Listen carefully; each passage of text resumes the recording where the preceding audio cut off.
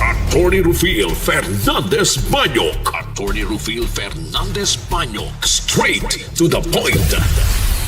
Somos aliquid adversos veritatem sed pro veritate. Wa kitay mahimo aron sa pagpakibatok sa kamatuoran, kundili aron sa pagdapig sa kamatuoran. Straight to the point. Luzon, Visayas ug Mindanao, Pilipinas, ug sa katawhan kutob sa mabot sa tong Sibya sa tibuok kalibutan via internet. Mayong buntag ug kumusta live gikan sa Queen City of the South, Cebu City, Philippines. Welcome nining atong tulumanon ug inyong tulumanon. Straight to the point. Kinigya po niyo po sa kanagad sa kahanginan sa kasamang Rufil Fernandez Banyok. Mao'y padayon makiguban kaninyo nining laing adlaw sa atong pagpakigbisog. Adlaw karon mahigala nga Miyerkules og pitsa 15 na. Nining buwan karon sa Abril tuig 2026. Straight to the point. Adlaw ron ni Manuel mga higala. Adlaw ni Manuel og adlaw ni Maning dayon. Adlaw ni Manuel kay Manuel do og adlaw ni Maning sa Maningilay. Ato lang ning agi katawa-katawa mga sukitig paminaw. Buhan na maay na lang no nga medyo doon na tay lighter mga higala nga kabuntagon bisan pa man makagalaan sa mga panghitabo. Medyo grabe mga panghitabo kagahapon, mga police reports o mga panghitabo sa tong nasod o ingon man mahigala mga panghitabo sa tibuok kalibutan. Straight to the point. Sa gihapon na tagantag pagtagad ang mga issues nga may labot ang lungsod, nagbagang mga expose, naguna mga reports, dinhila man gihapon mga higala sa atong pagaban-uban nining atong tulumanon ug inyong tulumanon. Straight to the point. Nagunas to may iskutanan karon butaga mga higala usa ka tinun-an ang nakalas. Samtang ang kauban inig sa gisakyan nga motosiklo, kritikal ang kahimtang human gibangga nini. Ang usa ka ambulansya nga nag-counterflow sa may flyover sa Archbishop Reyes, Barrio Luz, Dakbayan sa Sugbo kagahapon. Straight to the point. Estudyante kini mga higala sa usa ka dakong universidad diri sa Sugbo nga diin na sakay sa usa ka motorsiklo, ang usa namatay, ang usa mahigala naapa sa tambalanan. Gumikan ining mao nga panghitabo. Kritikal pa ang kahimtang mga sukitig paminaw. Gumikan na ang usa ka flyover dinha mahigala sa may TESDA area in Deken. No, kanang TESDA area. Mi counterflow mahigala ning maong ambulansya, malagmit na nagdali sa gyud siguro mga sukitig paminaw.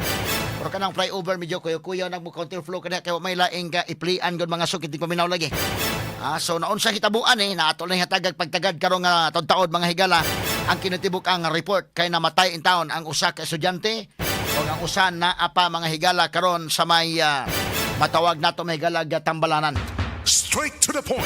Samtang sa laing bahin mga kagilaan na subay nini ang Bureau of Fire Protection ni pahinumdom sa emergency vehicles nga kumahimo likayan ang pag-counterflow kung mutubag og alarma or emergency nga sitwasyon. Straight to the point. Aron kini mga higala makalikay sa disgrasya.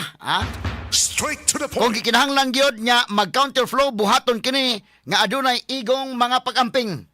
Straight to the point. Katalig pagtagad do butaga kining flyover sa may Archbishop Reyes in Deken. Flyover sa may Tisda dapit or kan dapit sa may Ayala. Okay, so ato ning hatagag pagtagad mga kahigalaan ning atong pagaban-uban karon ning atong tulumanon inyong tulumanon. Straight to the point. Samtang usa ka Indonesian nga kumpanya nagtinguha nga mobanhaw sa oil gas production sa lungsod sa Alegria. Nga kanhi giduma sa usa ka Chinese nga company apan nahunong kini tulo ka tuig na ang nakalabay. Straight to the point. Karon na higala na-realize tang wa magditay kaugalingong source of energy. Wa man tay kaugalingong source mahigala sa lana dinhi mga kagilaan. Sama sa hitabo karon sa Middle East na feel nato perting lisura magiday kayo. Lahi sa mga kanasuran nga duna sa laing source nga og panalitan way makuha nga lana gikan sa Middle East. Okay pa sila. Ba't kita din sa Pilipinas medyo lisod magiday ay. Muna nga nakadahuna ta nga ang posibilidad nga pwede nga maghimo ta og joint exploration sa China diha sa South China Sea kon West Philippine Sea. Gumikan ining maong pagka-trigger ining maong panghitabo karon sa Middle East. Straight to the O point. kining dapoy area sa may Alegria nga ilang gituhan nga doon na po lana diha. So ning usa ka Indonesian company mo ay nagtinguha nga mobanhaw sa kininiang oil o gas production diha sa maong lungsod. Straight to the point. At nagpagtagad lubutaga sab sa atong pagbanuban mahigala ning atong tulumanon ug inyong tulumanon. Straight to the point. Samtang sa kauluhan mahigala og atong tagag pagtagad sab kay bida kagahapong adlaw mga kaigsunan dako-dako tong Atong gimonitor gahapon, atong i-explain karon nga buntaga mga kaigilaan. Kining self-confessed og niangkon nga bagman nga si Ramil Madriaga nga dunay kasong kidnapping mahigala og detainee kini sa bilangguan.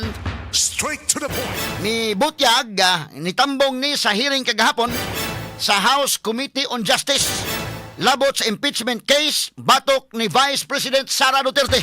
Straight to the point. Daghan kini og gibuhian nga mga akusasyon batok sa Vice Presidente lakip na sa ubang sakop sa pamilya sa mga Duterte.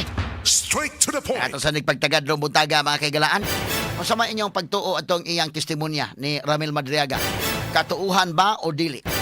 Or doon natin dramas di YHP kanito nga katuuhan dili. Apan tuon na lang aron tam madali. Katuuhan dili. Apan ayaw tuo aron di tam madali.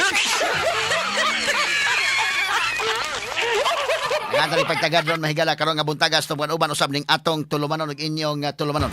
Straight to Kay the daghan point. sa gibuhian nga mga statements pero usa sa iyang gipangbutyag ilabi na katong usa ka painting nga matod pa mga higala giregalo niya ngadto sa Vice Presidente gibuking usab sa tinud-anay nga tag-iya sa painting nga nisukwahi sa pamahayag ni Ramil Madriaga.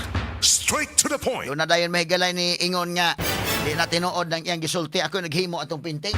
Straight to the point. Karon buntaga tagan tanig pagtagad sa ato pagbanuban usab ning atong tulumanon ug inyong tulumanon. Straight to the point. Samtang sa abroad, US President Donald Trump nang lantaw nga sa musunod nga duha ka adlaw magpadayon ang peace negotiations sa Amerika ug Iran didto gihapon sa Pakistan.